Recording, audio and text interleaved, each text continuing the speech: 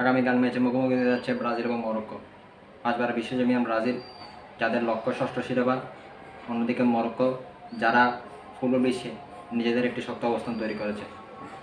ব্রাজিলের অ্যাটাকিং এবং ডিফেন্স খুবই শক্তিশালী, কিছু ক্ষেত্রে সমস্যা রয়েছে। তাছাড়া অন্যতম সমস্যা হচ্ছে নেইমার জুনিয়রের ইনজুরি, যা ব্রাজিল সমর্থকদের মনে একটা হতাশা সৃষ্টি করেছে। অন্যদিকে মরক্কোর মধ্যে অন্যতম প্লেয়ার আশরাফ হাকিমি, যে ফুটবল বিশ্বে প্লেয়ারদের মধ্যে একটি ভালো অবস্থানের মধ্যে রয়েছে। ব্রাজিলের শক্তিশালী অ্যাটাকিং, ডিফেন্স এবং দুর্দান্ত প্লেয়ার। অন্যদিকে মরক্কো শক্তিশালী ডিফেন্স এবং তাদের দলগত পারফরমেন্স, যা ব্রাজিলকে একটি কঠিন পরীক্ষার মধ্যে ফেলতে পারে। তো দেখা যাক ব্রাজিল অ্যাটাকিং কীভাবে মরক্কো সামাল দেয়, মরক্কোর অ্যাটাকিং কীভাবে ব্রাজিল সামাল দেয়। তো ব্রাজিলের জন্য এবং মরক্কো দুই দলের জন্য শুভকামনা রইল। দেখা যাক এই ম্যাচটি কারা জয়লাভ করে।